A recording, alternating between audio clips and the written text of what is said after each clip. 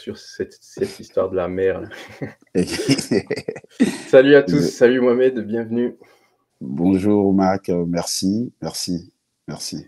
Je suis vraiment ravi de t'accueillir là pour cette discussion.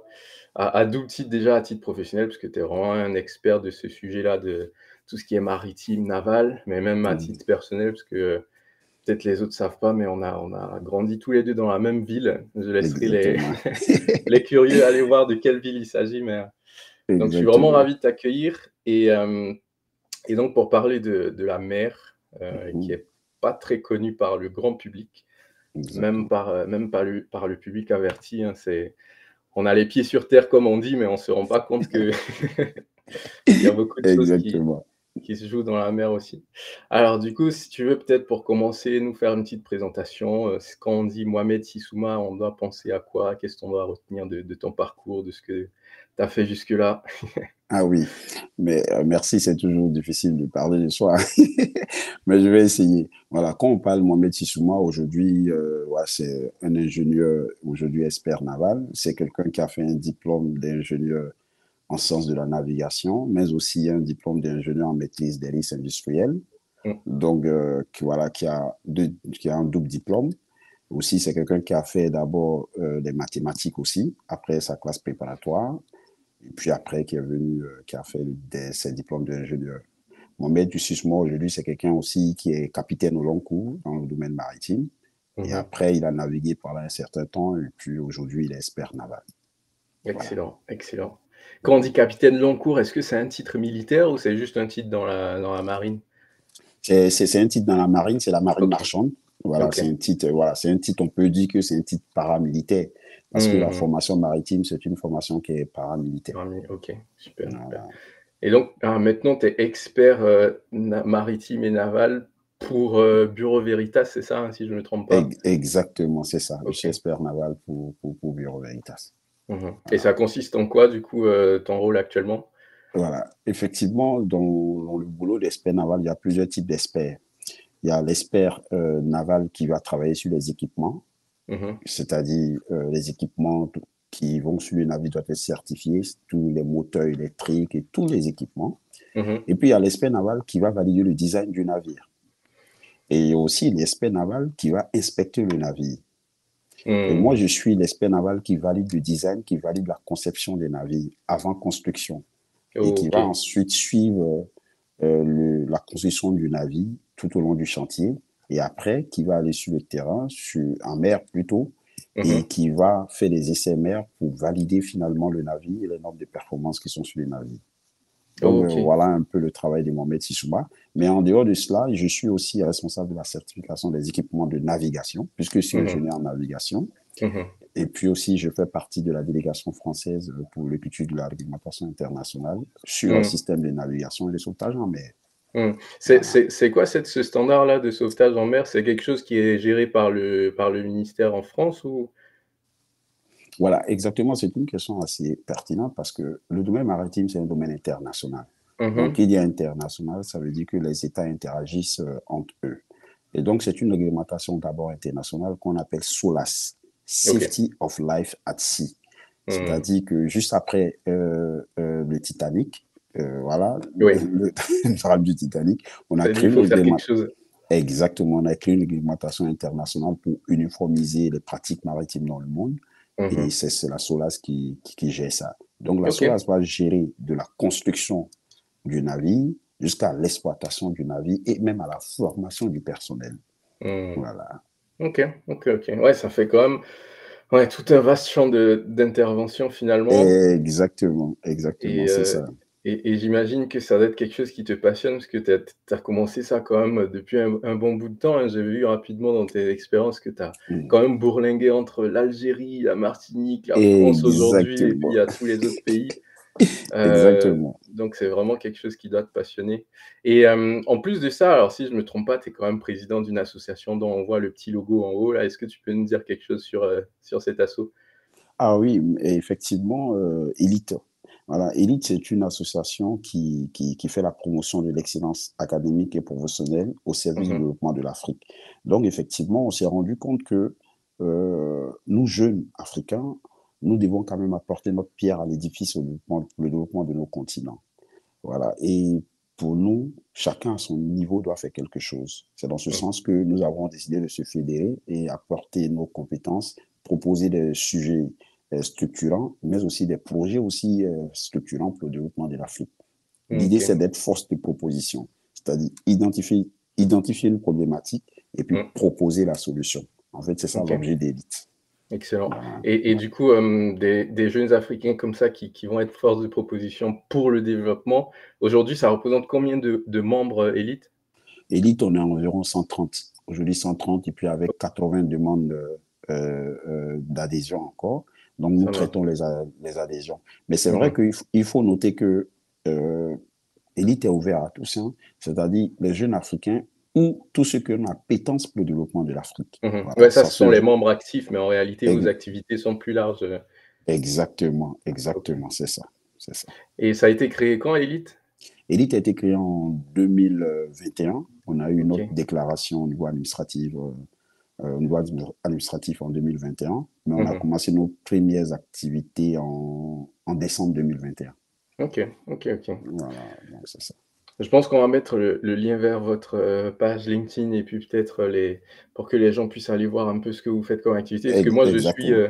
je suis depuis l'an dernier, je crois que c'était en mai Ouais. 2022, où il y Ouais. avait eu pas mal de boosts pour développer l'asso. Et du coup, c'est à ce moment-là que tu m'en avais parlé. Et depuis ce Exact. moment-là, donc ça fait plus d'1 an que je suis ça. C'est vraiment un excellent, une initiative qui est vraiment à encourager. Donc moi, j'invite Merci. les gens à aller voir. Et en plus, comment dire? Il y a quelque chose que j'aime bien aussi, chez Elite, c'est que vous êtes pas juste là en train de donner ou bien d'aller, faire des choses, mais régulièrement vous allez vous asseoir et puis écouter d'autres, partager des expériences peut-être plus expérimentées, des gens, des aînés.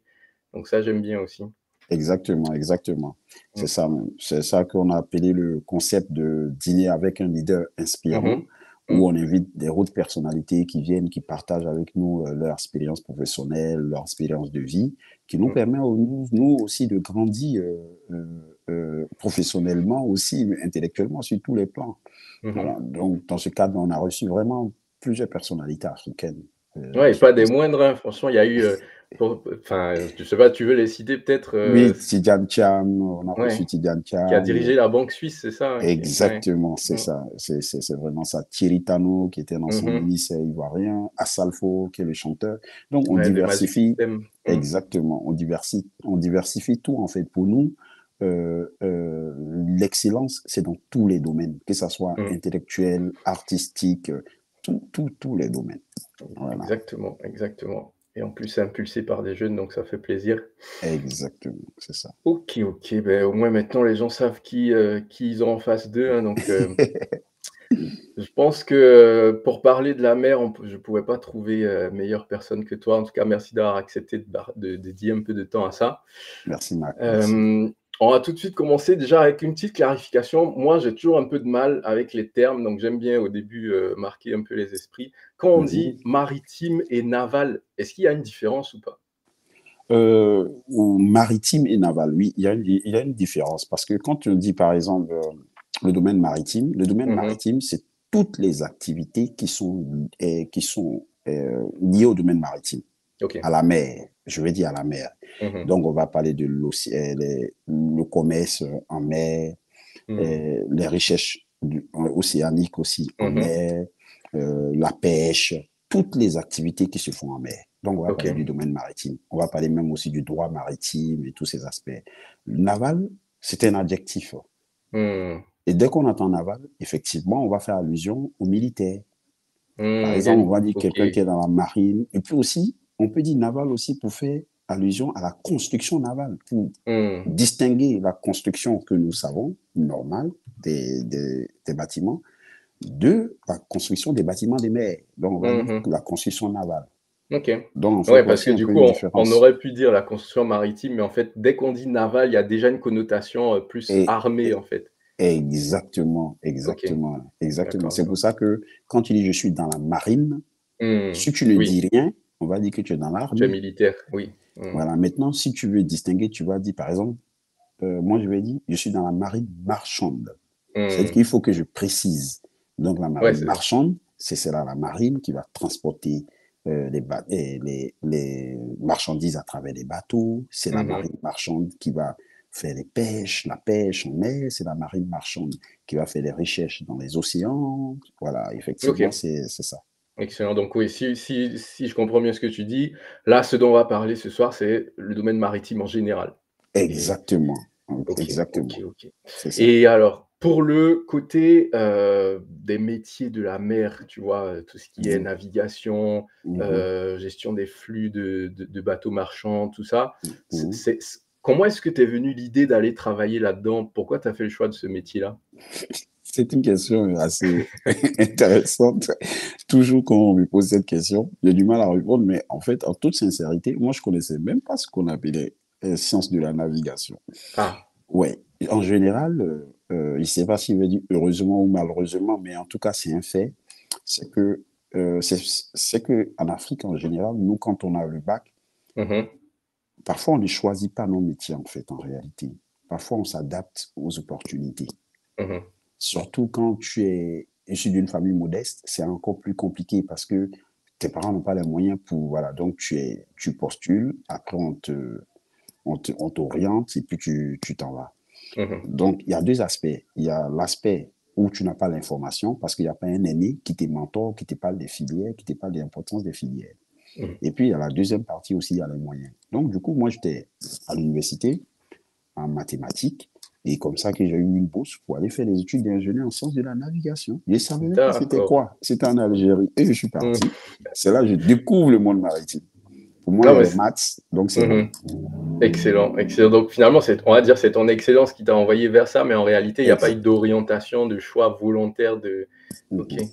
J'aime OK. bien en fait ta franchise sur ce côté-là parce que beaucoup de gens en fait cachent un petit peu parfois leurs raisons, véritables, tu vois? Et toi au moins tu as l'honnêteté de pouvoir dire, ben, ça peut être pour des raisons, purement financières, ça peut être pour des raisons juste d'orientation ou bien d'opportunité.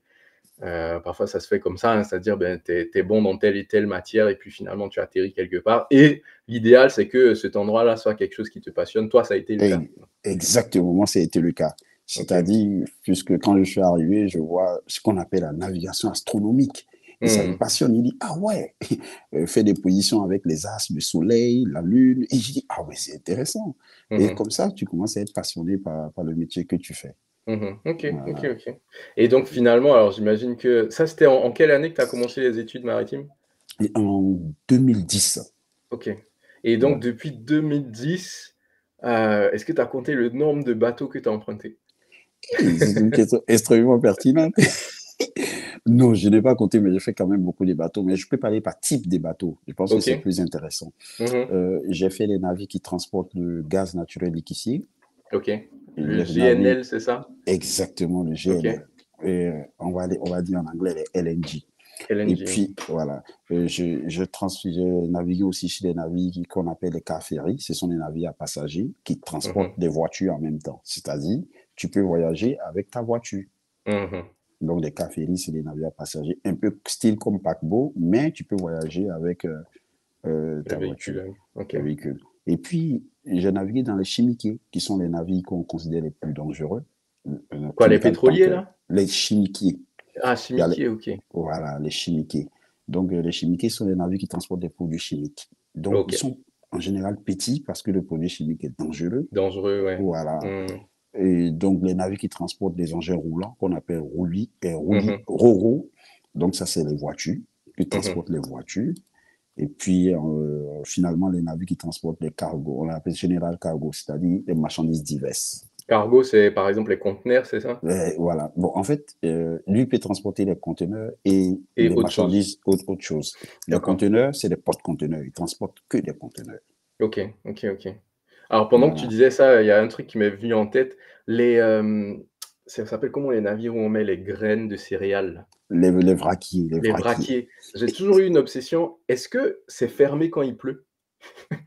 Oui, oui, c'est fermé. OK, parce Tout le que je temps me demande à fermé. chaque fois comment ils font pour garder l'étanchéité, mais OK. Exactement. OK. Justement, quand nous, on fait les revues, on veille sur l'étanchéité Mmh. de Oui, ce c'est genre un point du capital, pont. Voilà, mmh. exactement. OK, OK. Et c'était quoi donc parmi tous ces navires-là, le navire où tu as le plus passé de temps en mer, ton plus long séjour en mer, c'était combien de temps? Mon plus long séjour en mer, c'était 8 mois. Ah ouais. Ouais, ouais. J'ai D'accord. ouais, ouais, ouais, ouais. Ah, attends, la question, il faut Mais que je attends, avec des escales ou bien, voilà, oui, voilà, OK, on s'est compris là, on s'est compris. En mer, sans escale, c'est 1 mois et demi. d'accord. Non, Ah environ oui, 2 mois. 2 mois. waouh, OK. Maintenant, avec escale, c'est 8 mois. Mmh mh, mmh. Voilà, OK. c'est ça. Ah ouais, donc tu es vraiment un vrai vadrouilleur, Ah, à franchement, côté là, les backpackers, c'est des petits joueurs devant, quoi. OK. exactement, ouais, c'est ça. Eh ben, non, mais c'est une expérience particulière, hein. Je pense que si tu es resté là-dedans, c'est que finalement ça ouais, tu as trouvé ta passion et Exactement. après, un truc aussi que je me demande, enfin toujours par curiosité, hein, mais je pense que d'autres auront peut-être cette question-là. Est-ce que Mhm, quand tu es dans l'océan, tu vois, sur un océan mhm, lambda, est-ce qu'il y mhm. a des notions de frontières ou de territoire? Enfin, comment ça fonctionne ça? Ah oui, mais ça, c'est une question extrêmement intéressante. Oui, oui, il y a les notions de territoire et de frontières. Je m'explique. Mmh. En fait, il y a toute une convention qu'on appelle la convention de Montego Bay, Mmh. qui a été créée, on appelle ça le droit de la mer. Je profite pour faire une différence entre ce qu'on appelle le droit de la mer et le droit maritime. Ah, Le droit de la mer va délimiter les espaces maritimes, donc les frontières des pays. OK. Et le droit maritime va réguler les opérations maritimes en mer, par Mmh. exemple le transport et tout ça. Donc, ta question revient sur le droit de la mer. Oui. On va délimiter les espaces maritimes. On va définir ce qu'on appelle une ligne de base à partir des côtes. Ça peut être la côte ou bien Mmh. ça peut être, voilà, ils vont définir une ligne de base. À partir de cette ligne de base, on va parler de ce qu'on appelle la mer territoriale. Dans Mmh. la mer territoriale, l'État du pays a vraiment, c'est un espace juridique de l'État du pays, c'est-à-dire il a plein pouvoir sur cet espace. Donc tu ne peux pas rentrer dans cette mer territoriale sans un accord. OK, ouais, c'est comme si tu es dans le pays, quoi. OK. Exactement. Donc à partir des côtes jusqu'à 12 000 marins. Un 12 mille miles, marins, ça fait combien voilà, ça? ça fait, il faut multiplier par 2, donc ça fait OK, 24 24 kilomètres. kilomètres. Mmh. Voilà, 1800, en vrai, c'est 1,8, C'est ça. voilà. Donc, ça fait 24 kilomètres. Ça, on appelle ça la mer territoriale. Et puis après, il aura ce qu'on appelle la zone contiguë. On va Mmh. aller jusqu'à 24 000 de la côte. Donc, on va dire 48 kilomètres de la côte. La Mmh. zone contiguë, c'est une zone dans laquelle l'État n'a pas vraiment une souveraineté totale. Mais par contre, peut contrôler peut faire un contrôle de police, des douanes, des Mmh. navires qui passent dans cette zone. Et maintenant, il va avoir ce qu'on appelle la zone économique exclusive. Donc, il va aller Mmh. jusqu'à 200 miles des OK. côtes, où Donc 400 l'État, kilomètres à peu près. 400 kilomètres, où l'État a plein droit d'exploiter la zone de manière économique. Mmh. Et après, Donc on la aura la, pêche, on a tout ce qui est la pêche, exploitation, exactement. oil and gas et tout ça. Exactement. Dès qu'on OK. fait, on dit, ah, ça c'est pour l'État. Et non, maintenant, derrière, maintenant, on aura ce qu'on appelle la haute mer. Mmh. OK. Voilà. Donc, c'est comme ça que les espaces maritimes sont délimités. Mais il se trouve que parfois, il y a une difficulté entre les États. Donc, ils vont Mmh. créer une convention et puis ils vont se mettre d'accord et puis après, ils vont délimiter ensemble Ouais, à c'est ça partir les, d'une convention. OK, OK, OK. Voilà. Ah mais ça a l'air super passionnant parce qu'on voit bien, tu vois, à travers les médias, tout ce qui se passe en côté Mhm. terrestre, hein, mais côté Mhm. maritime, ça passe pas énormément dans les médias, donc on connaît pas trop ce qui se passe là-bas, à Exactement. moins d'être un expert, OK, OK.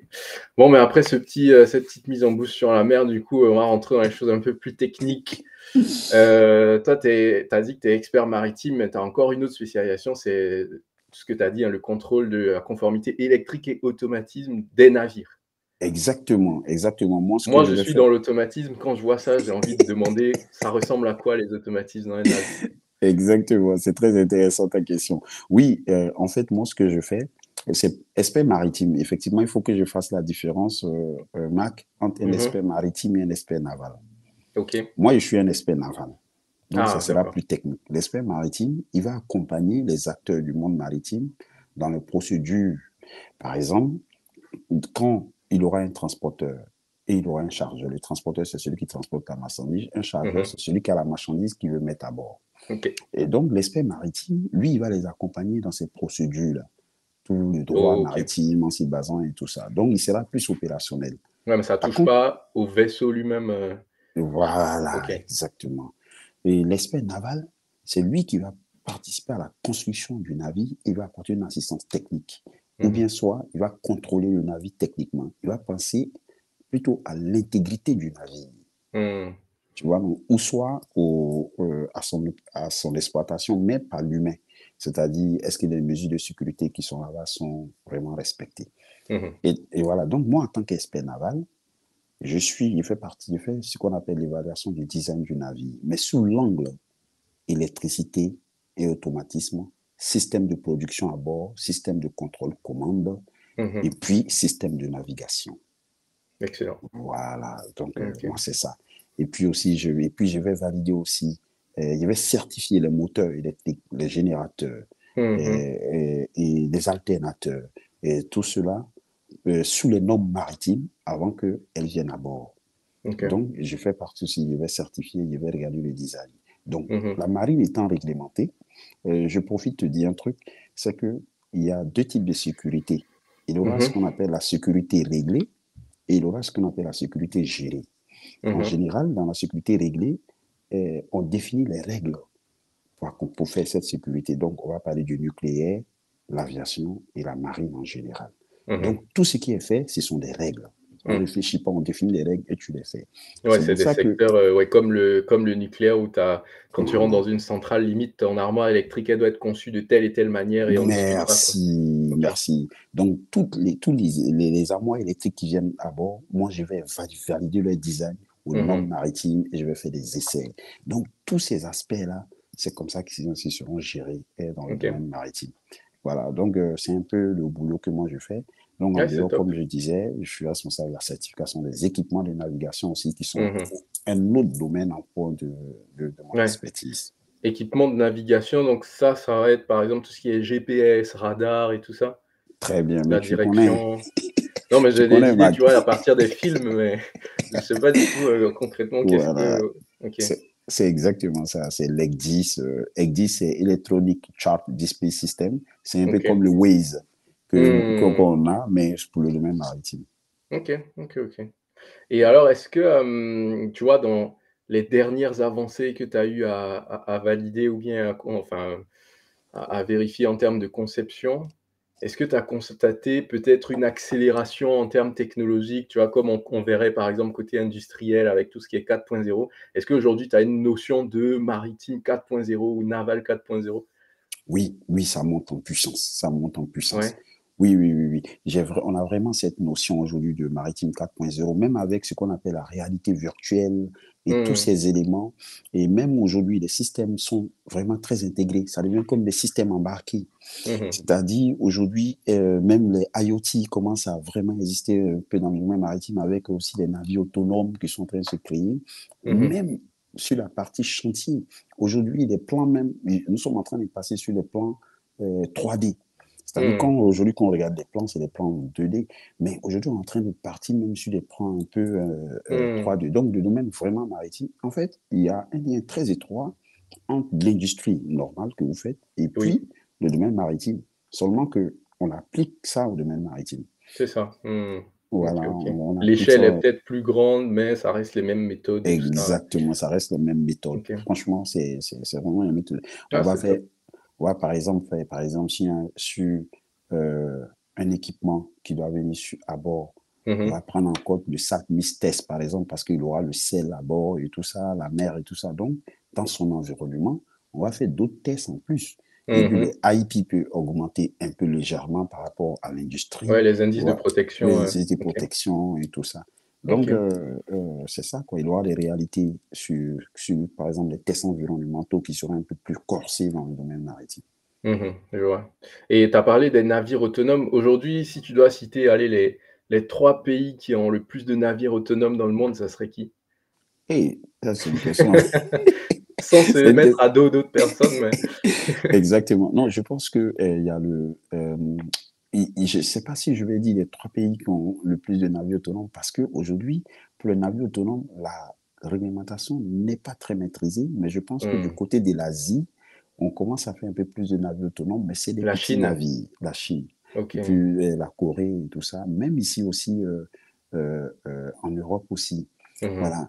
Mais je pense C'est pas qu'aujourd'hui, encore à grande c'est pas échelle. encore à grande échelle. C'est des petits navires qui vont faire des petits voyages, ou soit des petits navires qui vont faire des recherches Mhm. aussi en ligne et tout ça. Donc là, on est en train de vraiment travailler sur les défis qui sont liés vraiment à la réglementation. Et Ok. comme tu sais, le navire autonome, il va agir lui-même, il va définir sa route, il va éviter un accident lui-même. Donc, il Mhm. faut un peu beaucoup de paramètres Ouais, forcément. qui Bah, rentrent en je ligne de dirais même compte. c'est presque aussi, il y a presque autant de paramètres que pour un avion, voire plus, parce que la charge n'est pas la même, le poids du navire n'est pas le même, donc Exactement, exactement. heu, Ça va dépendre du service du navire, comme on dit chez nous. ouais, Si c'est un navire à passagers, c'est presque il y a autre chose, oui. Mmh. difficile. Si un navire à passagers autonome, Ça je sera pense que impossible, il ça va sera falloir toujours un capitaine. Moi, je prends pas le bateau s'il y a pas de capitaine. exactement. Voilà. Non, non, mais c'est vrai. Il y Mmh a mh. aussi cette confiance qu'il faut créer. Mais aujourd'hui, je ne sais pas si on va dire le navire autonome, mais nous, quand on dit le navire autonome, on va parler de degré d'automatisation du navire. Et je pense que tu Ouais, maîtrises c'est ça un peu ça. plus que En termes voilà. de comment tu peux lui laisser la main sur certaines tâches et OK. Exactement, exactement, c'est ça. Comment, quelle est l'implication de l'homme dans les tâches? Plus Mmh l'homme est mh, moins, on mmh va parler des degrés 1, degré 2, degré A1, A2, A3 et A4. mh. Mmh Voilà, A4, Non, c'est mais c'est full automation. mmh mh, mmh. Voilà. Ce qui est bien, tu vois, de bosser dans des environnements comme le tien, c'est que c'est très, balisé et on peut pas faire n'importe quoi, donc ça permet, tu vois, surtout nous qui avons le côté un peu scientifique là, de se retrouver finalement dans un environnement où on laisse pas trop de place à l'erreur ou bien Exa- au pifomètre des gens, tu vois? C'est tu sais Exactement, qu'on est sur une norme, on l'applique et si jamais on doit y déroger, ben, faut vraiment vérifier ce qu'on fait, donc il peut y avoir un exactement. côté satisfaisant aussi, tu vois? C'est un peu, limite une vérité mathématique, quoi. C'est donc ça fait plaisir d'avoir aussi ce genre d'environnement-là. C'est peut-être pas fait pour les personnes les plus créatives, tu vois? Un artiste, je pense pas qu'il va faire du maritime, mais quoique, Exactement. faut Oui, déjà il voir peut, hein. certains trucs, ouais. Ouais. Mmh mh. Et c'est vrai que tu as raison, parce que si tu es trop créatif, tu vas créer, mais pour la validation, ça va mettre du temps. Ouais, tu seras On va dire, frustré de voilà, tu seras frustré. Et ça, moi, ça m'arrive beaucoup, même étant un ingénieur, je suis ouais, toujours en malgré, contact. Voilà, on est toujours en contact parce que moi, je suis l'expert qui va dire non, non, non, mais il va dire mais non. Et donc, moi, je vais dire non, il n'y a pas de réglementation. Qu'est-ce qui prouve mmh que mh. ça, c'est bon? Et donc, moi, même si je sais que techniquement, c'est vrai, Mmh mh. mais je ne peux pas valider parce que je n'ai pas une référence réglementaire Mmh. pour me rassurer, pour me protéger. En réalité, et pour protéger les humains qui seront là, parce Mmh que je ne mh. sais pas qu'est-ce qui va se passer demain. Mmh. Justement, Tu vois? ça fait une excellente transition avec une question que je voulais poser, c'est tout ce qui est les bureaux de certification, de validation, tu vois? Actuellement, tu bosses pour Bureau Veritas, mais il y en a d'autres, hein. Tu as APAV, tu as AFNOR, enfin, il y a plein comment dire? D'acteurs dans ce domaine-là. Moi, j'ai toujours eu, tu vois, ce petit, pincement au cœur de me dire: «Ben, en fait, ils viennent, tu vois, ils t'appliquent un petit peu comme une sanction». Donc, comment toi tu vois un petit peu tout ça? C'est-à-dire, est-ce que c'est possible de faire évoluer les choses pour des innovations qui veulent arriver plus vite? Enfin, comment tu vois les choses? Ta question est extrêmement intéressante parce que, regarde, ce que nous on fait en fait, en réalité, c'est l'industrie. Comme moi je dis, Mmh je mh. valide le design des gens qui maîtrisent. Je valide le travail des gens qui maîtrisent leur travail plus que moi. C'est ce que Mmh. j'aime dire en fait en réalité. Parce OK. qu'en réalité, donc c'est vous qui apportez l'innovation. Mais ce qui est intéressant, c'est que cette confrontation intellectuelle, moi qui viens un peu comme l'avocat du diable, qui Mmh. te challenge sur ton Oui. innovation. Et à partir de ça, moi, je vais écrire une réglementation. Donc, en fait, notre source d'inspiration, c'est vous, en fait, en Ouais. réalité. OK. Donc, Mmh. voilà. Donc, effectivement, moi, je vais essayer de parler un peu de philosophie, mais il y a Edgar Morin qui parlait de la pensée complexe. Et justement, je pense que c'est ça qui est intéressant ici, parce que tu as ton Mmh. domaine, tu réfléchis dans ton domaine, tu crées quelque chose. Maintenant, moi, je vais venir dire, mais son impact sur l'environnement, sur Mmh. tant, tant, tant. Donc, je mets encore d'autres disciplines dans ton innovation, et c'est ça Mmh. qui va donner la vraie innovation, qui va apporter vraiment une valeur ajoutée OK. et dans la société. C'est comme ça que moi, vraiment, je conçois les choses. Mmh. Parfois, avec les industriels, grâce à leur innovation, que nous, on sait très bien, on Mmh. va faire ce qu'on appelle une approbation de principe. Ah. C'est-à-dire, on va approuver. On va dire, il n'y a pas de réglementation, c'est pas grave. Mais ton innovation est intéressante. Donc, Ouais. on va approuver sur principe que non, ce que tu as fait là est bien. Et après, maintenant, tu pourras vendre ton produit. Tu pourras faire, quand tu auras le financement et tout ça. Et derrière, on va écrire une réglementation sur ça. Qui est Maintenant basé que là-dessus. qui est basé sur ça. Oh, ok. Ouais, donc Voilà. finalement, il faut le voir comme un échange à double sens, c'est-à-dire, par exemple, moi, je suis intégrateur de système, je conçois quelque chose, ben, ça va enrichir l'écosystème maritime. Et à Exact. l'inverse, l'écosystème maritime, parce que vous connaissez les contraintes, parce que vous avez vu des cas qui ne marchent pas, ben, vous pouvez me dire, ben, voilà comment tu peux améliorer Exactement. ta chose. Finalement, Exactement. c'est, comment dire, c'est du conseil gratuit, en fait. Mais oui, hein, c'est ce que je dis Ok. parfois quand on m'envoie les questions techniques. Je regarde, je dis, mais attends, je fais son travail pour lui, quoi, alors qu'il ne paye pas. Tu vois? Non, mais c'est bien, tu vois, Exactement. c'est donnant-donnant. Finalement, lui, il t'apporte des Exactement. choses et puis dans l'autre sens, ouais. Exactement. OK. Et puis, par exemple, pour le domaine maritime, effectivement, il faut que je dise un truc assez intéressant, c'est que nous, dans le domaine maritime, Bureau Veritas est appelé une société de classification. Mmh. Voilà, c'est spécifique au domaine maritime. C'est vrai que Bureau Veritas a diversifié ses activités aujourd'hui dans l'industrie, mais Mmh. à la base, la première activité de Bureau Veritas, c'est le maritime, qui est Oh, une OK, tu société vois, de je savais pas ça. classification. Voilà, qui est une Mmh. société de classification. Dans le domaine maritime, qu'est-ce qu'une société de classification? En fait, ce qui s'est passé, c'est que à Londres, un moment dans les années, je ne me souviens pas, mais en tout cas, je pense que c'était au XVIIe siècle, Mmh. où quand les gars transportaient les marchandises, il se trouvait qu'il y a des marchandises qui perdaient en mer. Et donc, Mmh. quand les commandants venaient dans les bars, Les ils ports. discutaient. Dans les Mmh. ports, ils discutaient, ils disaient, mais attends, tel navire est très bien, tel navire, quand tu choisis tel navire pour transporter ta Mmh. marchandise vient de manière sûre. Donc, ils donnaient une cote au navire. En force de Mmh. donner une cote au navire, un jour, ils se sont assis, ils se sont dit, mais on va faire, en fait, c'est l'assurance maritime. Donc, Ouais, c'est comme ça qu'est née les sociétés de classification pour donner des cotes au navire. Donc, on va OK. vérifier l'intégrité du navire. Et donc, c'est cela qui vient que moi, je vais valider le design du navire avant construction pour dire, ce navire, il est bien. Et c'est comme ça qu'une société d'assurance va Se baser assurer, là-dessus, va OK. se Ouais, baser sur lui. Et donc, parce je vais que donner des conseils. mmh. Donc, à part tout cela, n'interviennent pas dans le domaine maritime. Ils ne sont pas OK, concurrents du OK. bureau Veritas dans le domaine maritime. Les Ouais, ça, c'est une concurrents du... exclusivité, mmh. Exactement. Les sociétés de classification même relèvent même parfois de la souveraineté des États. Parce Oui, que, parce que voilà, Bureau Veritas, c'est la française. Il y a mmh. RINA, qui est l'italienne. On appelle ça RINA. Mmh. Registre Italian Navigation, voilà. Mmh. Et puis, il y a ABS, American Bureau Shipping, qui est OK. l'américaine. Il y a China, qui est shipping, qui est Chine. Mmh. Mais tu vois, en Afrique, il n'y a pas de société de classification. OK. Bon, du coup, on se Voilà, base sur Bureau Veritas, j'imagine, en fonction de exactement. Pour ou les bien pays ABS quand francophones. c'est les anglophones, OK. Exact, tu as tout compris. Et puis, il y a US Register, qui est l'anglaise aussi. Mmh. Ah, mais c'est top. Tu Voilà. vois, je savais pas qu'il y avait ce côté classification-là, qui est le cœur d'activité finalement de Bureau Veritas à l'origine, quoi. Donc, Exactement. C'est après OK. qu'ils ont diversifié, ils sont partis dans la certification Mmh. et tout ça là. Mais sinon, le cœur d'activité du Bureau Veritas, qui a été créé en 1828, Mmh. c'est la marine, société de classification. OK, OK, OK. Ouais, donc c'est le meilleur endroit aussi pour exercer dans ce pour Mhm. connaître un peu tous ces standards-là, les classifications des navires. Exactement, exactement. Hem, En termes de, toujours en termes de secteur maritime, tu vois? Aujourd'hui, ben, tu as parlé de, les gens qui construisent les bateaux. Il y a ceux qui les exploitent, si je ne me trompe pas, c'est on les appelle les armateurs, c'est ça? Exactement, Et après, tu exactement. as toute la partie logistique, les ports, enfin la conformité Mhm. comme avec toi. Heu, Tout cet écosystème-là, est-ce qu'il y a des grosses tendances, c'est-à-dire peut-être une grosse poussée des flux logistiques et puis, je sais pas moi, une réduction du nombre d'armateurs? Est-ce qu'il y a pas des trucs de monopole qui sont en train de se créer en termes de construction, par exemple avec la Chine? Mhm. Aujourd'hui, si tu devais décrire, allez, de manière ouverte le secteur, enfin tout l'écosystème maritime, tu dirais quoi en quelques mots?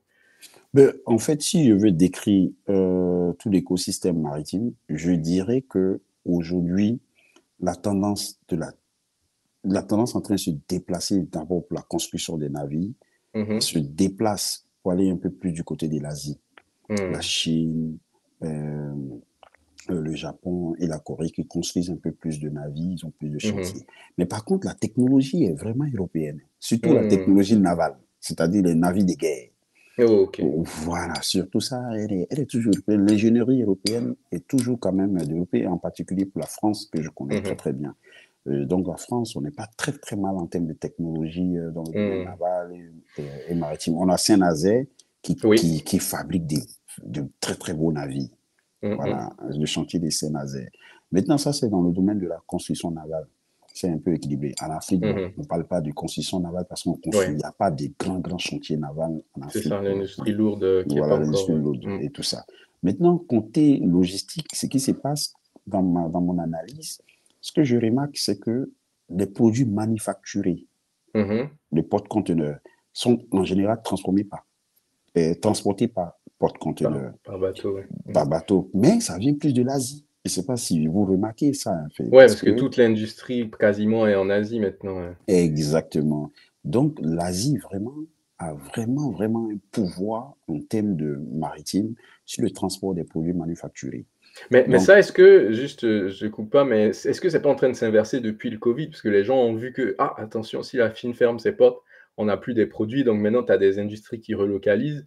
Est-ce qu'on ressent pas déjà un effet d'inverse, réduction des flux qui arrivent de la Chine ou au contraire, rien n'a changé? non, rien n'a changé pour le Ah moment, oui? même si ça a commencé, ça Mmh. ne se voit pas parce qu'effectivement, les industries ne vont pas se mettre du jour au lendemain. Donc, Mmh. la Chine a Mmh. vraiment toujours ce monopole de produits manufacturés qui va venir OK. un peu de trucs. Par contre, effectivement, la matière première, effectivement, il y a un peu plus l'Afrique Mmh. qui est un peu aussi là sur ce point-là, mais pas vraiment, quoi. Et c'est ça qui m'étonne un peu parce qu'on s'est dit, il y a beaucoup de matières premières en Afrique, normalement, on Mmh. va transporter, mais vraiment, ça vient aussi du côté de l'Asie un peu aussi, mais aussi un peu du côté de l'Afrique en fonction de la matière première. Oui. Voilà, Mmh. c'est en fonction de la matière première. Et OK. donc, les porte-conteneurs, cette tendance-là est vraiment très, très remarquée. Et ça me touche beaucoup, mais c'est normal. C'est Mmh. normal. Et donc, l'investissement dans le domaine maritime, c'est beaucoup de porte-conteneurs, puisque, Mmh. et puis, un autre truc aussi qui est très intéressant, parce que si tu as remarqué, on paye de plus en plus en ligne. Oui. Mmh. Et comme on paye de plus en ligne, donc le transport de porte-conteneurs se développe encore plus. Ouais, Donc, c'est ça, un parce que amateur, des vendeurs du style, bon, Alibaba ou Amazon pour pas les citer, ont tendance à mhm, beaucoup commander leurs produits en Chine, faire des stocks et tout ce stock-là, il arrive par conteneur donc oui. Mmh. Donc, un OK. amateur, s'il veut investir, il va investir dans le domaine. Et puis, d'un autre côté, tu as raison, avec Covid, on s'est rendu compte qu'en fait, c'est très bien d'avoir une certaine souveraineté, de Mmh. pouvoir ne pas dépendre d'un autre pays en termes de transport. Parce qu'on a vu que les grandes compagnies, les grands pays maritimes étaient un peu plus à l'aise que les pays qui Ouais. n'étaient pas maritimes pendant le Covid. Mmh Donc, mh. on comprend que la puissance d'un pays dépend de sa capacité maritime Mmh. en réalité. Et donc, le paradoxe, c'est que pour un pays, pour gérer une compagnie maritime propre à elle, c'est compliqué. Pour à lui-même, Mmh. c'est vraiment compliqué. La France n'a pas de compagnie maritime nationale. Je ne sais pas si tu as Ah ouais? remarqué. Non, c'est CMA-CGM qui est la compagnie française, mais c'est privé, qui OK. donne ce OK. pouvoir à la France. Mmh. D'accord, tu vois, Voilà, je savais pas ça. voilà, on n'a pas de compagnie nationale maritime Alors que dans de certains transport. pays, les compagnies de transport maritime sont des compagnies nationales. Oui, dans certains pays, mais on s'est rendu compte aussi qu'il y a une analyse qui a été faite, je me souviens quand on était à l'école, Mmh. que, en fait, pour un pays, tous les pays qui ont commencé à gérer, parce que la France avait la compagnie maritime nationale, Mmh. mais elle n'a pas su gérer et la compagnie est tombée en faillite. Mmh. Donc, c'est très difficile pour un pays de gérer une compagnie nationale maritime. La Côte d'Ivoire, par exemple, avait une compagnie nationale maritime, Mmh. elle est tombée en faillite. Mmh. L'Algérie se défend, mais l'État vient toujours s'appuyer Mmh. sur les compagnies nationales maritimes algériennes. Mais la compagnie nationale algérienne qui transporte le gaz naturel liquéfié, c'est un peu logique parce qu'ils sont Oui. transporteurs comme l'Arabie et tout ça. Et Mmh. donc, on peut comprendre parce que c'est le pétrole. C'est ça, Mais il quand y c'est a les un marchandises diverses, c'est un peu produit, compliqué. Voilà. c'est ça, il y a pas besoin de diversifier, de gérer des trucs Ex- logistiques compliqués. OK, exactement. d'accord. Exactement. Ah, c'est intéressant, tu vois, ça je savais pas ça, que cette histoire de CMA, c'était, principalement, initiative privée et alors dans le transport maritime, est-ce que c'est vraiment la principale activité qui se passe en mer ou bien, si je regarde rapidement les autres branches, il y aura quoi? Il y aura la pêche, il y Exactement. aura l'exploration pétrolière, tout ce qu'a dit, recherche Et océanographique. exactement, Est-ce qu'il y a exactement. d'autres activités qui se rajoutent à ça, qui sont peut-être moins connues du grand public? Par exemple, il y a la pose des câbles sous-marins. Ah, c'est vrai ça, oui. Les Exactement. fibres optiques, par Les exemple, fibres optiques, OK. exactement. Il y a des navires Mmh. qui sont spécialisés dans ça. Et puis, il y a une activité qui est en train de se développer. C'est ce qu'on appelle... oh putain, pourquoi...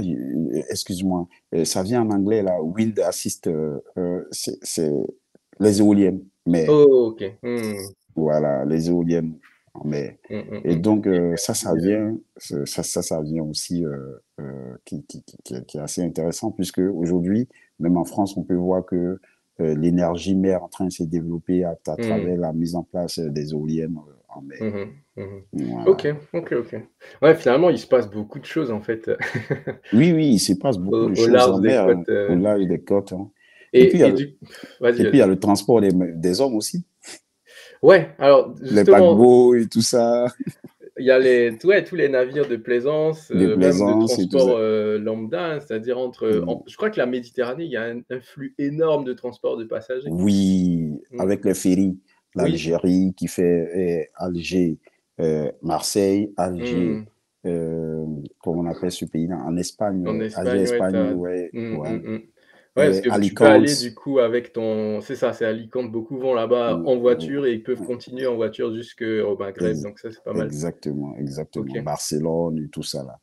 Et du coup, alors moi, j'ai une autre question aussi. Vu qu'il y a toutes ces activités-là, est-ce que ça se passe comme sur terre, c'est-à-dire c'est l'État qui régule le truc avec des lois et tout ça? Ou bien tu as des organismes, je sais pas moi, multi ou inter-États qui se mettent ensemble pour gérer tout ça? Comment Oui, ça c'est ça un peu Solas. Il y a deux ah types de d'accord. réglementation. Il y a la réglementation internationale et puis il y a la réglementation locale. Mmh. Voilà, donc quand tu dois rentrer Local, dans, j'imagine, c'est jusqu'aux 400 kilomètres là, les fameux 200 miles, c'est et ça? voilà, 12 kilomètres, effectivement, OK, ouais, 12 kilomètres, 12 parce que, kilomètres. ouais, oui, c'est ça. Non, il y avait 12 miles, donc c'est 24 Ben kilomètres. mmh mh, Voilà, mmh. 12 miles. Voilà, donc ça, c'est vraiment local, puisque les navires vont rentrer dans cette zone, ils vont mettre le pavillon, parce qu'ils sont Mmh. dans le pavillon du pays, et ils vont appliquer la réglementation locale dans ce OK. pays-là. Et puis aussi, les règles de transport seront locales quand Mmh. l'entreprise et tout ça, et les règles aussi d'accostage au port et tout ça. Mmh. Mais la réglementation est d'abord internationale et puis après locale. OK, d'accord. Voilà. Ouais, donc par exemple, la norme SOLAS Mhm. prime avant tout sur toute réglementation locale, finalement? Oui, parce OK. que soit la réglementation locale est un peu plus que SOLAS, Mmh. mais elle peut pas être moins que SOLAS. Voilà, c'est le bottleneck, quoi, c'est Exactement, elle peut être OK. moins que SOLAS. D'accord, d'accord. Voilà. Non, mais c'est super intéressant, tu vois, de découvrir un peu tout ce écosystème-là, Voilà. maritime, Mais, naval, mais attention, je précise une chose. Si la mmh. réglementation locale veut appliquer une réglementation, mais c'est sur ces navires, pas sur les navires internationaux. Je Ah, te donne un exemple. Par OK. exemple, moi, je viens dans un port français, mais je bats le pavillon ivoirien. Mmh. Mais quand je viens dans le port, la chose que je dois respecter, c'est la réglementation SOLAS. OK. Mmh. Voilà. Mmh. Mais la France ne peut pas me dire que j'ai écrit une réglementation locale et que moi, je bats le pavillon et pavillon ivoirien, que je dois appliquer ça sur mon navire. Je vais dire, non, D'accord. non, non, non, ça c'est local. Donc, c'est pour ça qu'en mai, on parle de l'état du pavillon. Mmh. Ouais, donc c'est super important finalement, le petit drapeau là qui flotte, c'est pas rien du tout. Exact, c'est pas rien du tout, hein. On dit, OK. ah, c'est, Donc c'est voilà. soit je respecte SOLAS, mais toi tu peux pas me dire ce que je dois respecter, c'est ça? Oui, parce que, Ou bien je mais, respecte mon propre droit et voilà. OK. voilà. Mais ça, c'est côté intégrité du navire, hein. Oui, Mais par sur le contre, bâtiment lui-même, voilà. Mais par OK. contre, ce qui est intéressant, je peux dire que ben, si tu veux venir dans mon port, il faut que Mmh. tu appliques cette réglementation. Ça peut arriver, mais pas Oui, mais pour forcément. pour l'accostage juste, pour le moment Oui, où je pour- suis sur ton quai. exactement. Et donc, OK. ce qui arrive beaucoup sur les navires qui vont aux États-Unis, ils seront obligés de mettre en norme ces navires-là avant de rentrer Ouais. dans les eaux américaines. Et j'imagine leur réglementation est plus rigoureuse que Oui, Solas peut-être, ouais, c'est plus rigoureux que Solas, effectivement. mmh. Effectivement. Ouais, non, c'est intéressant. Alors justement, pour élargir un petit peu tout cette vision-là sur l'écosystème, je voulais qu'on parle un peu maintenant de tout ce qui est géopolitique. Ah Parce oui. qu'on sait que la mer, c'est important et comme tu as dit tout à l'heure, les pays qui avaient, une maîtrise de leur écosystème maritime, c'est ceux qui ont le mieux résisté à la crise du covid. Aujourd'hui, tu vois, en termes de marchandises, moi j'ai un chiffre en tête, on dit 80 des marchandises sont transportées par porte-conteneurs, donc par la mer, hein, concrètement. Mhm. D'après toi, est-ce que ça va, augmenter, diminuer, rester pareil dans les 10 prochaines années? Je pense que 80% des matchs, nous-mêmes, parfois, on va à 90%. Quand on dit 90% des Ouais, c'est marchandises fou, hein, se font c'est par voie de incroyable. mer. Mais je te jure, et quand on parle de commerce international, on parle de Mmh. commerce maritime. Oui. Mmh, mmh, mmh. Quand quelqu'un dit je fais le commerce international, c'est en réalité le maritime. Mais ça ne va Mmh. pas changer. Pourquoi? Parce qu'en fait, si, bon, je sais pas, bon, j'ai pas envie d'être sûr, mais je pense que ça sera difficile que ça change. Parce que en Mmh mh. réalité, pourquoi on transporte 90% des marchandises par voie de mer? Parce qu'en fait, c'est facile à transporter. Les Mmh mh. marchandises lourdes et en Mmh. grande quantité, on ne peut que transporter par mer. Ouais. Et plus que les navires deviennent de plus en plus rapides, donc ça va au contraire, ça peut même au contraire augmenter. Ouais, Le l'équation est cargo, vite faite, mmh. exactement, parce que c'est cher si Mmh on mh. transporte par avion. Mmh Non mh. seulement en termes de volume, ça sera compliqué, Ouais et puis l'impact environnemental aussi, exactement. Donc, pour la marine, il faut, c'est pour ça que c'est OK. transporté par voie de mer. OK, OK. Bah, Voilà. en tout cas, c'est important de se rappeler de ce chiffre-là, hein. Franchement, Mm. 90, ça veut dire, si on regarde, je sais pas, pour ceux qui nous écoutent là, si vous êtes dans votre pièce, vous regardez tout ce que vous avez autour de vous, imaginez un peu que 90 des articles là viennent d'un transport maritime, C'est c'est quand vrai. même pas rien, quoi. Non, et je te jure, Et après, ça pose d'autres questions, alors plus sur la notion, environnementale, tu vois? On se demande, est-ce qu'il y a pas quelque chose à faire aussi sur les industries locales, sur, le fait de consommer de manière un peu plus locale pour justement éviter de devoir, affréter un navire de, je sais pas moi, 100 000 tonnes, par exemple? Mais c'est vrai que c'est un chiffre qui fait peur, quoi. Oui, Moi, en tout mais cas, ça m'inspire beaucoup de questions. Mais oui, Mmh. effectivement, parce qu'il y a plusieurs aspects. Si on veut analyser ensemble, on va dire que en fait, le commerce maritime, c'est la globalisation, c'est la Ouais, de mondialisation. toute façon, oui, c'est lié à ça. Voilà, c'est lié à ça. Et donc, on va transporter ce qu'on n'a pas chez nous. Mmh mh. On va importer. Ou bien Mmh mh. soit, on a besoin un peu, on a un peu plus besoin de quelque chose, donc on va Ouais, importer c'est ça du chez nous. troc un peu, Exactement. Donc, si mmh on mh. arrive à fabriquer chez nous, on va diminuer. Donc, ça, c'est pour les pays africains. C'est ça. C'est-à-dire que si on arrive à fabriquer des choses chez nous, on va diminuer. Mmh mh. Et ça Et s'applique voilà, même à tous les pays, hein. Enfin, à même, tous les tu prends pays. le cas de Mhm, l'Europe en tout ce qui est microélectronique aujourd'hui, il y a mhm, très peu d'acteurs qui savent faire ça, donc on est obligé de tout importer. Donc il y a mhm, un vrai enjeu à développer les industries locales, mhm. ça va réduire forcément les flux de transport. Exactement, exactement. OK. Et puis, qu'est-ce que je voulais dire? Il y a un truc aussi assez intéressant, c'est que euh, le maritime, c'est vrai que 90% se fait par voie de mer, Mmh mh. et tant qu'on a compris, ça veut dire qu'on a un impact environnemental fort. Ouais Puisque et puis un potentiel aussi d'amélioration fort aussi. exactement. Donc, voici le marché aujourd'hui sur le domaine Mmh. maritime. Et donc, il y a plusieurs technologies qui se développent aussi sur les moteurs. Il y a vraiment une Mmh. réglementation environnementale forte maintenant dans le domaine maritime, sur lesquelles on travaille beaucoup. Il y a Ouais, beaucoup de choses qui se font. Hein. ça, c'est bien ça. Ça veut dire que, imaginons, s'il y a un écologiste qui nous écoute là, plutôt que de faire des petites actions pour se donner bonne conscience dans son coin, si on veut vraiment agir, c'est sur le maritime, en fait, puisque c'est Oui, 90 du transport mondial. voilà, en tout cas, Mmh. oui, c'est vrai, effectivement, ce que tu dis, c'est Mmh. très intéressant. Donc, on a créé plusieurs technologies, hein, vraiment plusieurs technologies. Même, je sais pas, on a mis en place ce qu'on appelle une réglementation sur la gestion des eaux de ballast. Il y a toute une convention dans Mmh. le domaine maritime qu'on appelle MARPOL, qui veut dire Marine Pollution. O Si vous tapez sur Google, vous pouvez voir. Tout est géré, de la mmh. pollution de l'air jusqu'à la pollution de l'eau. Tout est réglementé. quand on voit un navire comme ça qui va en mer, moi, je valide beaucoup ce qu'on appelle les systèmes Scrubber sur les Mhm. navires et les systèmes aussi SIR, c'est-à-dire Selective Catalytic Reduction, Mhm. c'est-à-dire on prend de l'urée plutôt, et de l'eau, et qu'on va mettre dans la fumée pour nettoyer la fumée en Hmm. sortie des cheminées. Donc, il y a Ok. plusieurs technologies. On va mettre en place des systèmes de gestion d'efficience Mhm. de l'énergie à bord pour diminuer la consommation de CO2 Mhm. et non du fuel et par ricochet de CO2. Et Ouais. donc, voilà, vraiment, on fait beaucoup de choses assez intéressantes dans le domaine maritime sur l'environnement. Ok, ok, ok. Eh bien, c'est top. Donc ça, c'est pour le chiffre à retenir, un niveau économique, commercial, c'est 90.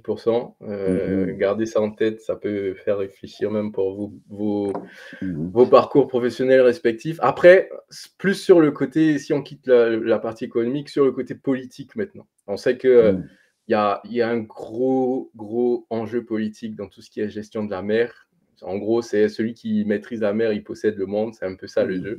Exactement. Non, On non, a mais vu, c'est ça. oui, et on voit en ce moment, par exemple, en plein dans la crise de l'Ukraine, là, comment, ben, la Russie se bat pour son espace maritime, et cetera, et cetera. Enfin, il y a aussi, par exemple, on a vu quand il y a eu le bateau là qui s'est bloqué dans le canal de Suez, comment l'Égypte finalement est devenue une grosse puissance maritime aussi, hein, parce qu'ils ont géré Exactement. tout le problème de manière complètement autonome. Enfin, Mhm. donc les gens ont vu qu'ils sont compétents.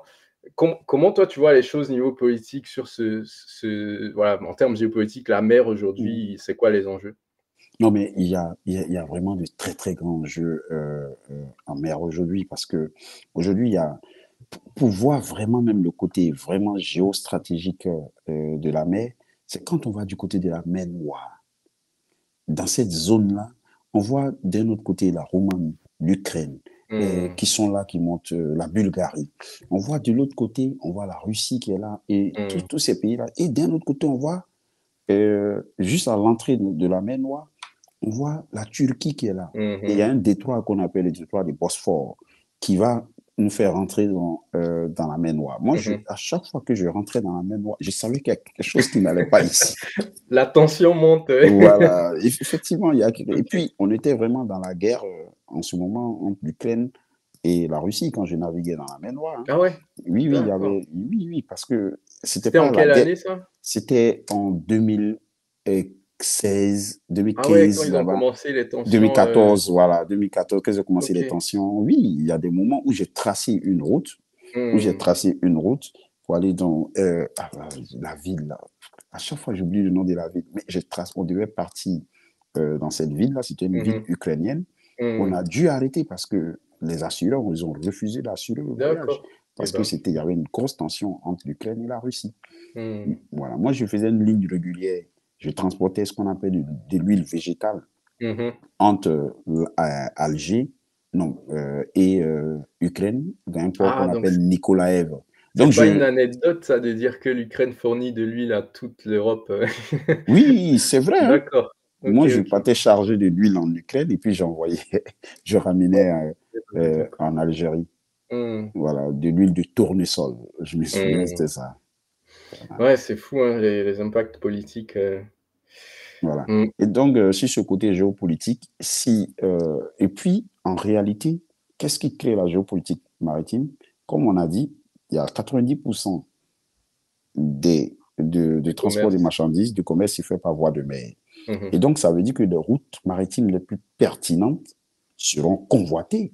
Oui. Donc, si tu veux partir en Afrique, par exemple, de l'Ouest, Mmh mh. ouais, en Afrique de l'Est plutôt, et que Mmh mh. tu as le canal de Suez. Mmh mh. Si tu dois pas passer par le canal de Suez, tu vas faire un grand tour, tu vas faire un Ouais, détour. Donc, le canal de Suez peut te faire gagner beaucoup de temps. Donc, exact. tous les navires passent. Donc, l'Égypte devient stratégiquement, dans le monde, Mmh. un pays Un vraiment point stratégique, sensible. un Mmh. point sensible. La Turquie, pourquoi la Turquie est puissante aujourd'hui? C'est le détroit des Bosphore. Ouais, c'est Parce que, sur leur territoire, ouais. voilà, c'est sur le territoire. Mmh. Voilà. Et nous aussi, on a la Méditerranée, C'est ça, on a la Gibraltar, Méditerranée, le détroit de Gibraltar et tout ça, mmh. parce que le détroit de Gibraltar, c'est vraiment très puissant.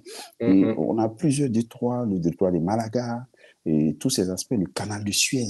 le Mmh. canal de Suez et non le canal de De Panama plutôt. Panama, ouais, Le côté canal de Amérique Panama, latine. côté Amérique latine, qui est, Donc, voilà. d'après toi, il y a un truc qui va se jouer là dans les prochaines années sur les détroits? C'est les zones de passage, Oui, oui, ça OK. c'est sûr, ça c'est sûr. De toutes les façons, ce qui est bien, c'est que ces pays-là ont pris conscience de leur Mmh. puissance. Donc, il y a forcément des réglementations Ouais. spécifiques à ces pays-là. Donc, ça sera difficile pour un pays comme la France d'influencer ces pays-là. Donc, Mmh. elles vont jouer sur ça pour faire des partenariats et tout ça. C'est Ouais, pour tout ça le monde que, donc maintenant, il peut voilà, parler d'égal à égal avec n'importe qui. Mmh. exactement. Ça, c'est Mmh. la partie transport et ça, c'est la Mmh. partie intelligence économique. Oui. Maintenant, si la partie guerre, effectivement, les pays ont compris aujourd'hui qu'avec la guerre, c'est d'avoir une force navale aussi qui est très, très importante. Avoir une force Mmh. navale. Pourquoi? Parce que, en fait, si je veux transporter ma marchandise en toute sûreté, non vraiment en Mmh. toute sûreté, il faut éviter les pirates. Ouais, ça existe encore ce fléau-là, ouais. Exactement. Et pour éviter les pirates, il faut avoir de la surveillance maritime. Mmh. Et la surveillance maritime, c'est le naval.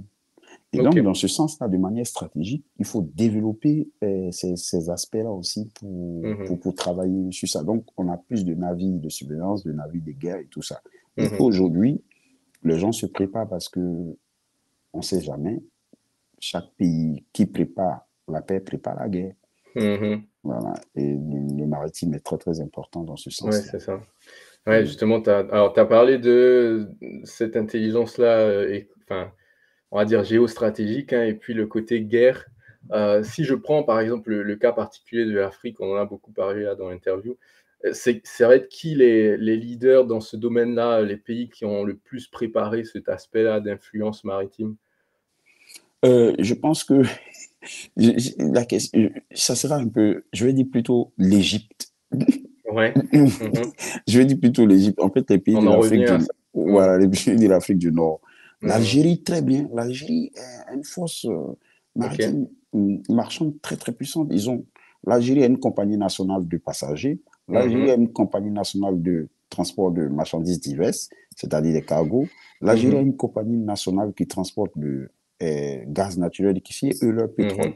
Et Bien. donc, l'Algérie a une vraie ouverture et puis il y a une très grande Mmh. école Plus maritime. la Elle est partie faite militaire, ouais. exactement. Le Maroc aussi est très prêt aussi sur ces aspects-là, et puis un peu Mmh. la Tunisie. Mais en Afrique subsaharienne, on n'a pas vraiment développé ces aspects-là. Mmh. Il y a le Nigeria qui essaie de faire tant bien que mal, Ouais, mais avec l'oil and s'intéresse gas, le pétrole, exactement. Mais ça mmh. sera plutôt de l'offshore qu'on travaille un peu sur ces aspects, Mmh. tout ça. Et donc, tu peux remarquer qu'à chaque fois, les pirates attaquent dans notre zone.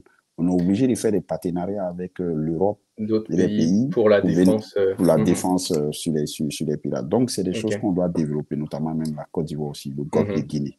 C'est ça. Mmh. Voilà. Et si on regarde de l'autre côté, donc côté plus, océan Indien, Afrique du Sud, c'est qui un peu les leaders là-bas? Côté océan Indien et puis Afrique, voilà, l'Afrique du Sud. Ouais. C'est Mmh. l'Afrique du Sud qui est le leader. J'ai oublié même, je n'ai pas parlé de l'Afrique du Sud, Mmh. mais Mmh. l'Afrique du Sud, c'est un gros pays maritime, mais très, très gros pays maritime et Ouais, très parce qu'eux, ils sont à structuré. cheval entre 2 océans, en fait, donc Deux océans, exactement. mmh.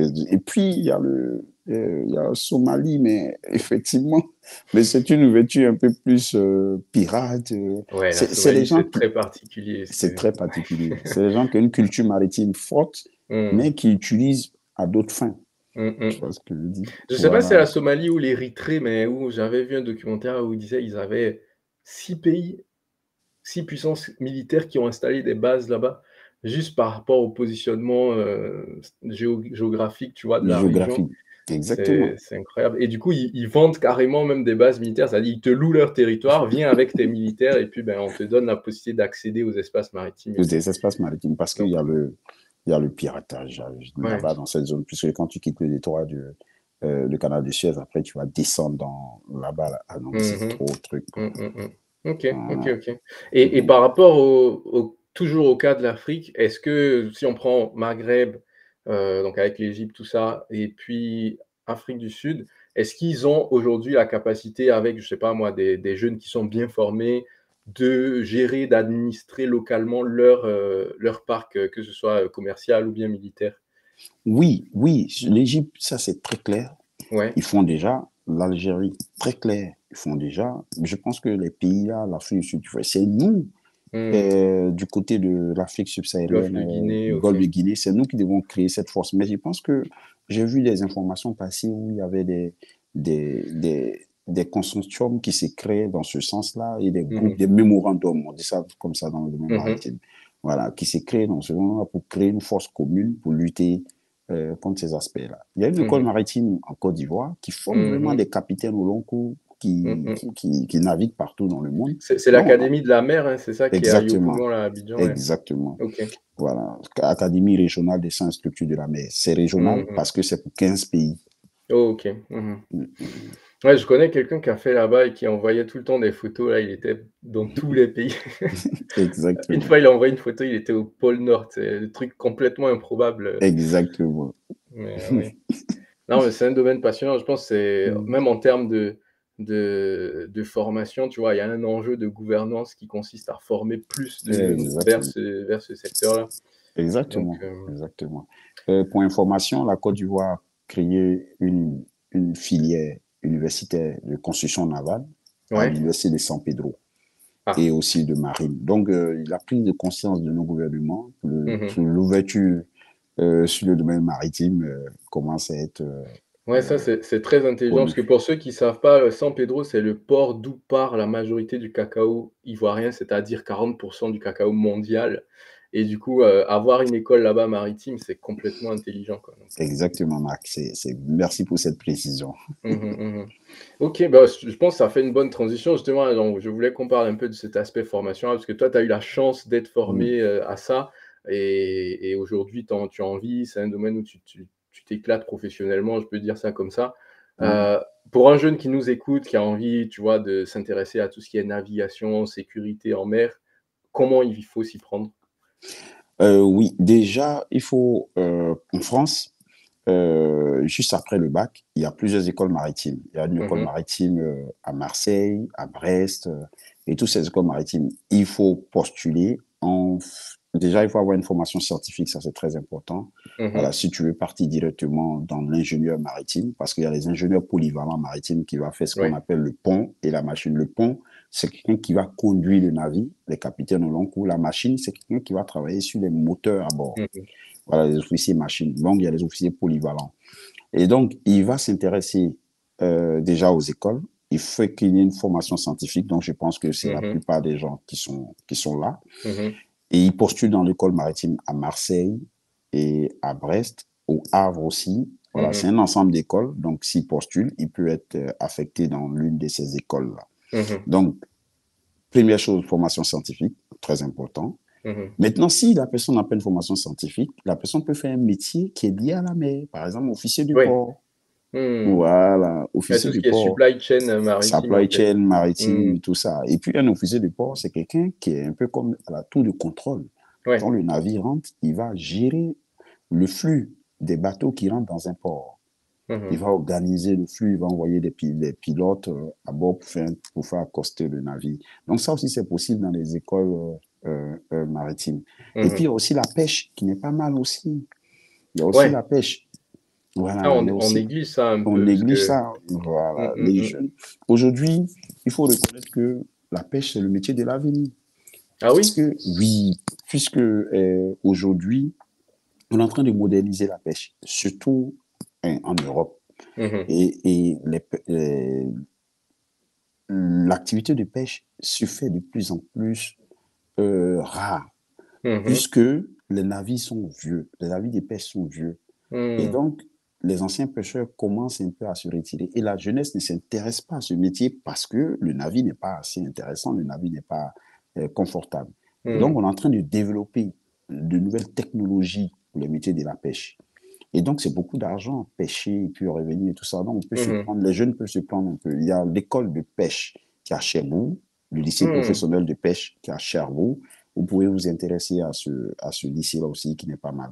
Ah, Voilà, donc, c'est excellent voilà. ça. Parce que de toute façon, il y aura toujours des gens qui voudront manger du poisson, donc c'est vraiment, Exactement, exactement. Puis aussi, mmh mh. après les classes préparatoires aussi, on peut s'orienter vers les écoles maritimes pour faire de Mmh l'ingénieur mh. sur ces maritimes aussi. C'est Mmh. pas mauvais, c'est pas mal. Ouais, C'est très moi, passionnant. j'ai toujours, trouvé, très intelligent des gens comme toi qui s'orientent vers ce genre de métier de niche. Pourquoi? Parce que c'est des métiers dont on aura toujours besoin. C'est comme agriculteur, tu vois? C'est des trucs tu es ingénieur agronome, tu vas jamais chômer, peu importe le pays où tu es et C'est vrai. pourquoi aller s'embêter à faire des trucs d'ingénieur généraliste pour Mhm. finir après dans des bureaux si on sait qu'il y a des domaines comme ça où il y a du boulot, il y a des technologies, il y a de l'innovation, il y a même du financement. Donc, Mhm. franchement, je pense qu'il y a un côté, d'ailleurs, on en parlait en off là, mais il y a un côté d'orientation professionnelle à améliorer un peu Améliorer. parce que je suis Exactement. sûr, il y a plein de jeunes qui se passionneraient pour ça s'ils avaient entendu parler de ça, tu vois, au moment où ils ont choisi leur voie. Donc, Exactement, exactement, exactement. Je pense mmh aussi mh. que la difficulté qu'on peut avoir dans le domaine maritime lorsqu'on commence à naviguer, et puis ce qui est intéressant pour les jeunes, Mmh. dans le domaine maritime, on devient responsable très jeune, hein. C'est Ouais. très intéressant et puis on C'est ce gagne que beaucoup j'allais d'argent. dire. Il y a une connexion très rapide avec tout ce qui est intelligence économique. C'est un petit peu comme si Exactement, tu bossais dans la finance, en fait. Tu es dans un endroit exactement, très stratégique, forcément, tu gagnes plus. Donc, exactement. et tu découvres plus de choses sur le monde, tu as accès à des Sur le informations un monde, peu en priorité par rapport aux autres. exactement. Et puis Donc, personnellement, tu te développes aussi parce que ouais. tu apprends à gérer, tu deviens lieutenant d'abord, Mmh. tu fais une formation paramilitaire, tu t'isoles, tu vas en Mmh. mer, tu apprends à être patient parce que tu vas conduire le navire pendant 4 heures arrêté. En fait, tu apprends à donner des ordres. Non, mais en Mmh. fait, c'est une formation, en fait, même Ouais, développement humaine, personnel, humaine, vraiment incroyable. Mmh. incroyable, quoi. Mmh mh. Et voilà, ça a tenté. Et puis après quelques années, effectivement, ça peut être difficile de faire une vie des familles, mais on peut toujours trouver une solution. Bon, moi, j'ai arrêté de naviguer. Mmh Je mh. suis dans l'expertise, mais aujourd'hui, toute mon expérience, toute cette détermination, tout ce Mmh. caractère, c'est grâce à la navigation et Ouais, à la formation mmh, maritime que j'ai ça te reçue. forge, ouais, une personnalité humaine qui est intéressante et ouais, Exactement. même pour l'équilibre, familial, tu vois? Il y a des marins, par exemple, qui restent marins toute leur vie et C'est vrai. pourtant, ils ont une famille qui est équilibrée. Enfin, après, c'est des choix de vie, mais tout le Exact. monde n'est pas destiné non plus à rester en mer 8 mois, tu vois? Comme tu disais, donc Exactement. après, c'est une personnalité. Il y a d'autres domaines, comme tu as dit, il y a la partie, supply chain, tous les métiers support, donc ça, c'est Mhm. et puis le Exactement. contrôle comme tu fais, hein, enfin, Exactement. l'expertise Exactement. navale, Mais ce qui est intéressant aussi, ce que tu viens de dire, une chose assez intéressante. Il y a mon commandant qui me disait une fois mmh. que à chaque fois que je débarque et que j'arrive à la maison, ma femme m'a dit, elle a l'impression qu'elle voit une nouvelle personne. Tu as vu, le mari, c'est comme s'il renouvelait leur mariage à chaque fois. Il va à bord, il Incroyable. fait 5 mois. Non, mais donc, finalement, ça peut Mmh mh. correspondre à certaines femmes. Ça Voilà, tu as de la nouveauté à chaque fois, c'est à intéressant chaque ça. fois. Oui, Il y a jamais exactement. de comment dire? La routine, ça n'existe pas finalement chez eux. Exactement, exactement. Excellent, excellent. Non, mais Mhm. super intéressant franchement, je serais resté, autant d'heures que possible continuer, mais bon là, Merci, on va pas Marc. abuser de ton temps. C'était Mhm. déjà super intéressant, on a parlé, ben, de la mer en général, hein, qu'est-ce que Mhm. c'est? Parce qu'on en Mhm. entend enfin vu Mhm. du côté terrestre, tu vois, ça reste un monde aussi enfin, un peu abstrait. C'est comme si on parlait de l'espace, tu vois? C'est un peu le C'est vrai. Non, mais c'est c'est un peu le vrai. même niveau. Et Totalement donc là, vrai. maintenant, on connaît un peu mieux l'environnement technique, l'environnement même, Merci. géopolitique et tout ça, donc merci pour ton partage. Merci, merci, Marc. Merci de m'avoir invité aussi. Vraiment, merci. Il y a Ça pas de fait problème. toujours un plaisir de partager avec passion Mmh mh. son métier et puis aussi aux jeunes aussi. Je les encourage aussi à s'intéresser à ce monde-là. Mmh mh. Il y a la navigation, mais il y a aussi les métiers support, comme tu viens de dire, Mmh mh. qui pourraient être aussi intéressés par ça aussi. Même un ingénieur généraliste peut faire mon boulot, hein, ce que je fais, Mmh hein. mh. Mmh mh. Il va découvrir le monde maritime après, et puis ça pourrait être aussi intéressant aussi. C'est ça. Voilà. Mmh. Super, ben, en tout cas, merci Mohamed et puis je dirais à tout Mmh. le monde, allez suivre les activités de Elite. Ils Merci. font un boulot incroyable. Merci, En merci tout cas, Marc. bonne soirée à Merci, tous et merci merci, encore Mohamed. merci. À bientôt. À bientôt.